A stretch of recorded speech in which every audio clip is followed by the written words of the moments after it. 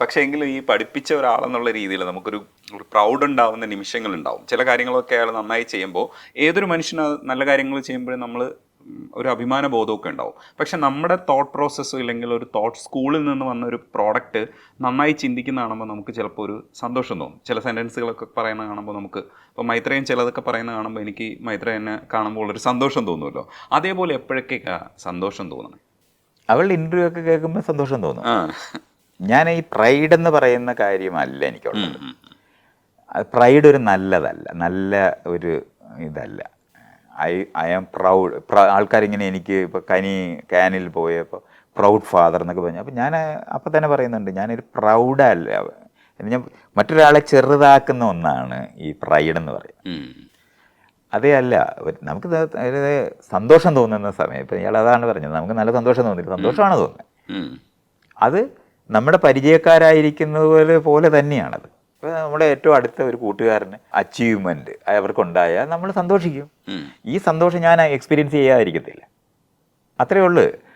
അല്ലാതെ അതിനപ്പുറത്തോട്ട് അതിനകത്ത് ഒന്നുമില്ല. അല്ല, ഈ പ്രൈഡ് എന്ന് പറയുന്ന സാധനം എൻ്റെ നമ്മുടെ ഒരു പ്രോഡക്റ്റ് ഒന്നുമല്ല. കുട്ടിയെ വളർത്തിയാൽ നമ്മുടെ പ്രോഡക്റ്റ് അല്ല, അത്രയും നമ്മൾ അറിയേണ്ടതുണ്ട്. ആയിരക്കണക്കിന് മനുഷ്യർ ചേർന്നാണ് ഒരു കുഞ്ഞിനെ വളർത്തുന്നത്. ഇന്ന് പണ്ടൊക്കെ ആയിരുന്നെന്നുണ്ടെങ്കിൽ നമുക്ക് പിന്നെയും നമുക്ക് പറയാം നമ്മളാണ് കുട്ടികളെ വളർത്തുന്നത്. ഇന്ന് നമുക്ക് എങ്ങനെ പറയാൻ പറ്റും? 3-ാമത്തെ വയസ്സാകുമ്പോൾ തൊട്ട് നഴ്സറി പോകുന്നവരല്ലേ. നമ്മളോടൊപ്പം തന്നെ അധ്യാപകർ അവരുടെ ജീവിതത്തിൽ എന്തുമാത്രം സ്വാധീനം ചെലുത്തും.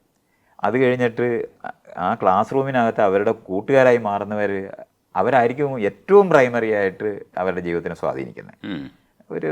പ്രത്യേകിച്ച് ഒരു തുടർച്ചയുള്ള ഒരു സ്കൂളിലാണെന്നുണ്ടെങ്കിൽ അവർ തന്നെയായിരിക്കും കൂടിയിരിക്കുന്നത്.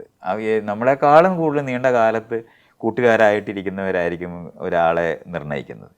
പിന്നെ എത്രയോ മനുഷ്യർ അവരുടെ ജീവിതത്തിലേക്ക് കടന്നു വരും. ഇവരെല്ലാവരും വളർത്തിയതിന് ശേഷം ഉണ്ടാകുന്ന ഒരു പ്രോഡക്റ്റാണത്. ഇപ്പം ഇപ്പം ഞാൻ ചെയ്യുന്ന സാമൂഹിക പ്രവർത്തനവുമായിട്ട് ബന്ധപ്പെട്ട് എന്തെങ്കിലും കനി ചെയ്തിട്ടില്ല, അങ്ങനത്തെ ഒരു കാര്യമല്ല അവൾ ചെയ്തത്.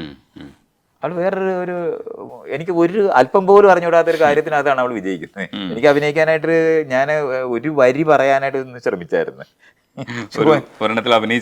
ഞാൻ കുഴഞ്ഞു പോയായിരുന്നു. 3 തവണ എടുത്തിട്ട് പോലും ശരിയായില്ല. അപ്പോൾ അത് അങ്ങനെ സംഭവിച്ചിരിക്കുന്നതുകൊണ്ട് ആ ആർട്ടിനകത്തോ അല്ലെങ്കിൽ അത്തരത്തിലുള്ള ഒരു മേഖലയ്ക്കകത്ത് എനിക്ക് യാതൊരു കോൺട്രിബ്യൂഷൻ അവളുടെ ജീവിതത്തിൽ കൊടുത്തിട്ടില്ല. അത് അവളുടെ സ്വന്തമല്ലേ. അതിനകത്ത് അവളുടെ സ്വന്തമാണെന്ന് പറയുമ്പോൾ എത്രയോ ആളുകൾ ചേർന്ന് ഉണ്ടാക്കി കൊടുത്ത ഒരു സ്വന്തമാണത്. അഭിനയക്കാർ ചെയ്തിട്ടുള്ളത്, ഞാൻ പറഞ്ഞില്ലേ, ഇവിടുത്തെ സ്ത്രീ നാടക പ്രവർത്തകരായിരിക്കുന്നവരെല്ലാവരും കോൺട്രിബ്യൂട്ട് ചെയ്തിട്ടുണ്ട്. അവരുടെ എല്ലാവരുടെ പ്രോഡക്റ്റാണ്, ഡ്രാമ സ്കൂളുകാരുടെ പ്രോഡക്റ്റാണ്. അത് കഴിഞ്ഞിട്ട് അവൾ ഫ്രാൻസിൽ പോയി പഠിച്ച അവരുടെ ഇതെല്ലാം കൂടെ ചേർന്നുണ്ടായിരിക്കുന്ന ഒരാളാണ് അവൾ. അല്ലാതെ അതിനകത്ത് ഞാൻ എന്താണ്, എൻ്റെ റോൾ എത്രയാണ്, വളരെ മിനിമമാണ്. അപ്പോൾ അതൊക്കെ നമ്മൾ അങ്ങനെ അറിയേണ്ടതുണ്ട്. നമ്മുടെ മക്കളൊന്നും നമ്മുടേതല്ലാതായി എന്നേ മാറിപ്പോയി കഴിഞ്ഞിട്ടുണ്ട്. നമ്മൾ പണ്ടത്തെ പോലെ അമ്മയുടെയും അച്ഛൻ്റെയും വളർത്തിയ മക്കളായിട്ട് നമ്മൾ, അതുകൊണ്ടാണ് ഈ തുടർച്ച അവരുടെ പേരൊക്കെ നമ്മുടെ പുറകിൽ എഴുതി വെപ്പിച്ചിട്ട് നമ്മളെ അവരുടേതാക്കാനുള്ള ഈ ശ്രമങ്ങളെന്ന് പറയുന്നൊന്നും ഒരു മീനിങ്ങും ഇല്ല. സ്കൂളിനകത്താണ് അവർ ഏറ്റവും കൂടുതൽ സമയം ചെലവഴിച്ചിട്ട് ഉറങ്ങാനായിട്ട് വീട്ടിലോട്ട് വരുന്നിടത്തായി മാറിക്കഴിഞ്ഞിട്ടില്ലേ. ഇതൊക്കെ നമ്മൾ അറിയേണ്ടതാ. അതുകൊണ്ടാണ് അങ്ങനെ അത് കാണാത്തത്. നമ്മുടെ അല്ല, മക്കൾ നമ്മുടേതാണെന്ന് വിചാരിക്കുന്ന ഒരു കാലം നമ്മൾ തന്നെ പഠിപ്പിക്കും. ഇപ്പോൾ കൃഷി പഠിപ്പിക്കുന്നവർ അവരുടെ മക്കളെ ആ കൃഷി തന്നെയായിരുന്നു പഠിപ്പിച്ചിരുന്നത്, അല്ലെങ്കിൽ കുലത്തൊഴിൽ ചെയ്യുന്നവർ കുലത്തൊഴിൽ തന്നെ പഠിപ്പിച്ചിരുന്നത്. ഇന്ന് നമ്മുടെ മക്കളെ ആരാണ് നമ്മളെന്താ പഠിപ്പിക്കുന്നത്? നമുക്ക് തീരെ പഠിപ്പിക്കാൻ പറ്റത്തില്ല. കാരണം അവർക്ക് വേറെ അറിവാണ് ഉള്ളത്. ഇപ്പം ഹാർട്ട് ഓപ്പറേഷൻ പഠിച്ചിരിക്കുന്ന ഒരു മകനോട് അച്ഛൻ എന്ത് പറഞ്ഞു കൊടുക്കാനൊക്കെ? അങ്ങനൊന്നും ഇല്ല. ഇതൊക്കെ എന്നേ കഴിഞ്ഞു പോയി എന്നുള്ള കാര്യങ്ങളിലുള്ള തിരിച്ചറിവാണ് എനിക്കുള്ളത്. അതുകൊണ്ടാണ് അതിനകത്ത് ഇങ്ങനെ ഈ പ്രൈഡ് അനുഭവിക്കാനായിട്ട് നമ്മുടെ പ്രോഡക്റ്റ് അല്ല, ഒരു കലാരൂപം ഉണ്ടാക്കി വെച്ചിട്ട് എല്ലാവരും കൂടെ അത് കൊള്ളാമെന്ന് പറയുമ്പോൾ നമുക്ക് തോന്നുന്ന സാധനമല്ലത്. സന്തോഷമുണ്ട്, അത് സംശയമൊന്നുമില്ല. അവൾ സന്തോഷമായിട്ട് സംസാരിക്കുകയും പറയുകയും, ഞാൻ പറഞ്ഞില്ല, അവൾ ഇൻ്റർവ്യൂ ഒക്കെ കാണുമ്പോൾ കൊള്ളാം എന്ന് തോന്നിയിട്ടുണ്ട്. അങ്ങനെയാണത്. അവൾ ഓൺ ചെയ്ത് ഓരോന്ന് പറയുന്നതൊക്കെ സന്തോഷം തോന്നും. അഭിമാനമല്ല, പ്രൈഡല്ലത്. അതേപോലെ തന്നെ കനിയുടെ അടുത്ത് ഞാൻ ചോദിച്ചിട്ടുണ്ടായിരുന്നു, ഈ ക്രിയേറ്റിവിറ്റിയെക്കുറിച്ചുള്ള നമ്മുടെ ഒരു കാഴ്ചപ്പാടുണ്ട്. എന്താണ് ക്രിയേറ്റിവിറ്റി എന്നുള്ളത് നമ്മൾ കാലാകാലങ്ങളായി ചോദിച്ചുകൊണ്ടിരിക്കുന്ന ചില ചോദ്യങ്ങളിൽ ഒന്നാണ്. അതേപോലെ തന്നെ അതിനു മുമ്പ് എനിക്ക് ഒരു പഠിക്കാൻ ആഗ്രഹമുള്ളൊരു വാക്കാണ് പ്രൊഫഷണലിസം എന്ന് പറയുന്നത്. ഇപ്പോൾ നമ്മളൊരു സ്ഥാപനത്തിൽ ജോലി ചെയ്യുന്നു, ആ സ്ഥാപനത്തിൻ്റെ ആദർശവും നമ്മുടെ ആദർശവും ആശയവും തമ്മിൽ ഒരു തരത്തിലുള്ള ബന്ധം ഉണ്ടാവില്ല. അപ്പം നമ്മൾ പക്ഷേ അവിടെ ചെയ്യേണ്ട ഒരു ജോലി ഉണ്ടാവും. ഈ നമ്മൾ റിട്ടയർഡ് ആവുന്നവർ ചിലപ്പോൾ അതിനകത്തായിരിക്കും ജോലി ചെയ്യുന്നത്. ആ സമയത്തൊന്നും നമുക്ക് ചിലപ്പോൾ ഒരു ഫേസ്ബുക്കിൽ പോലും ഒരു കുറിപ്പ് എഴുതാൻ പറ്റില്ല. അപ്പോൾ നമ്മൾ പറയുന്നത് ഇത് പ്രൊഫഷണൽ ആയി കാണൂ എന്നാണ് പറയുന്നത്. ഈ പ്രൊഫഷണലിസം എന്ന് പറയുന്നത് നമ്മുടെ ആശയവുമായിട്ട് ബന്ധപ്പെടാത്ത ഒരു ജോലി നമ്മൾ നിരന്തരമായി ചെയ്യുകയും ഒടുവിൽ റിട്ടയർഡ് ആകുമ്പോഴും നമ്മൾ അതിൻ്റെ ഭാഗമായി മാറുകയൊക്കെ ചെയ്യുന്ന ഒരു അവസ്ഥയാണ് ഇപ്പോൾ പ്രൊഫഷണലിസം എന്ന് പറയുന്ന വാക്ക്.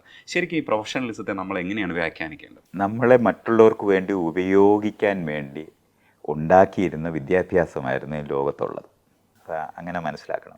ഇപ്പോൾ ഫാക്ടറി ആരംഭിക്കുമ്പോഴാണ് പബ്ലിക് സ്കൂളുകൾ ആരംഭിക്കുന്നത്. കുലത്തൊഴിൽ അറിയുന്നവരെയോ വീട്ടിൽ നിന്ന് നമ്മൾ പഠിച്ചിട്ടുള്ള കൃഷിയോ അല്ലെങ്കിൽ കച്ചവടമോ ട്രേഡോ ഇതൊന്നും കൊണ്ട് ഒരു ഫാക്ടറി ജോലി ചെയ്യാൻ പറ്റത്തില്ല. അപ്പോൾ ഫാക്ടറിക്ക് വേണ്ടി ആളുകളെ രൂപപ്പെടുത്തുന്നതിന് വേണ്ടിയാണ് നമ്മൾ ഈ സ്കൂളുകൾ ആരംഭിക്കുന്നത്. അത് അവിടെ തന്നെ പോയി പഠിച്ച് അത് പ്രാക്ടീസ് ചെയ്യാനായിട്ട്. അപ്പോൾ അത് പ്രാക്ടീസ് ചെയ്യണമെങ്കിൽ അത്തരത്തിലുള്ള ഉദ്യോഗങ്ങൾ നമ്മൾ പറയുന്ന നിലവാരത്തിലുള്ള ജോലികൾ ചെയ്യുന്നതിനാണ് ഈ പ്രൊഫഷണൽ എന്ന് പറഞ്ഞത്. ആ ഒരു സിസ്റ്റത്തിൻ്റെ തുടർച്ചയ്ക്കകത്ത് പറയുന്ന വരിയാണത്. അപ്പോൾ അത് അവർക്ക് തന്നെത്താൻ ഒരിക്കലും അത് ചെയ്യാൻ പറ്റത്തില്ല.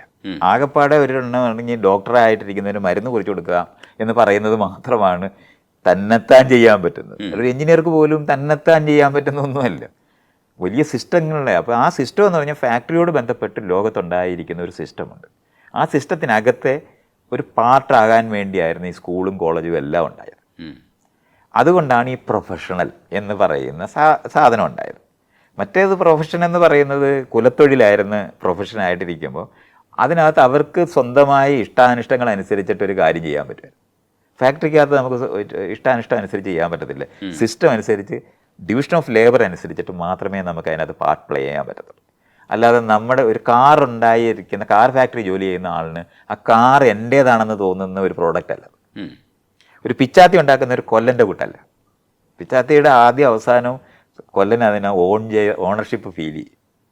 ഒരു കൃഷിക്കാരന് തെങ്ങയിലെ തേങ്ങ നിൽക്കുന്ന കാണുമ്പോൾ അത് അവന് ഓണർഷിപ്പ് ഫീൽ ചെയ്യും. ഓണർഷിപ്പ് ഫീൽ ചെയ്യാത്ത പണിയെടുത്ത് വല്ലവർക്കും വേണ്ടി ചെയ്തു കൊടുക്കുന്നവരെയാണ് പ്രൊഫഷണൽ എന്ന് പറയുന്നത്. അതുകൊണ്ടാണ് വർക്ക് ഏലിയനേഷൻ അവരനുഭവിക്കും. അവരുടെ പ്രവൃത്തിക്കകത്ത് അവർ ഒരിക്കലും കാണാനൊക്കത്തില്ല. വല്ലവരുടെയും സർട്ടിഫിക്കറ്റിന് വേണ്ടിയാണ് മറ്റുള്ള എന്ന് പറഞ്ഞാൽ മുകളിലിരിക്കുന്ന അധികാരിയുടെ ഗുഡ് ബുക്കിൽ പെടുക എന്ന് പറയുന്നത് മാത്രമേ അവിടെ നടക്കുകയുള്ളൂ. അത് കാരണം കൊണ്ട് നമ്മുടെ വർക്കിനകത്ത് നമുക്ക് അഭിമാനിക്കാനൊക്കത്തില്ല. കാരണം വർക്ക് നമ്മുടേതല്ല, അത് വേറെ ആളുകൾ കൊണ്ടുപോകും. ആ കാറ് ഞാൻ ഉണ്ടാക്കിയതാണെന്ന് ഒരു വർക്കറിനും തോന്നത്തില്ല. അതാണ് ജോലി ചെയ്യുന്ന പ്രൊഫഷണലായ ആളുകൾ അവരുടെ വർക്കിനകത്തുനിന്ന് അവർ അന്യപ്പെട്ടു പോകും. ആരെങ്കിലും നിങ്ങളെ അപ്രീഷിയേറ്റ് ചെയ്താൽ മാത്രമേ നിങ്ങൾക്ക് അല്പമെങ്കിലും മറ്റേത് നമുക്ക് തന്നെ അറിയാം. ഇപ്പോൾ ഒരു സിനിമ എടുത്ത ഒരാളിന് ഡയറക്ടറുടേതാണെന്ന് പറയുമ്പോഴും എത്ര പേര് ചേർന്നിട്ട് അത് ഉൽപ്പാദിപ്പിച്ചതെന്ന് കാണാൻ പറ്റും. വലിയ സിസ്റ്റത്തിനകത്താണ് അതൊക്കെ. അപ്പോൾ ഒരാൾക്ക് ഓൺ ചെയ്യാൻ കഴിയാത്തത്രയും അന്യപ്പെട്ടു പോയിരിക്കുന്ന ലോകത്താണ് ഈ പ്രൊഫഷൻ എന്ന് പറയുന്നത്. ഇത് കാരണം കൊണ്ട് നിങ്ങൾക്ക് ആ ചെയ്ത പണിക്ക് കൂലി തരും, അത് മേടിച്ച് പൊക്കോണം.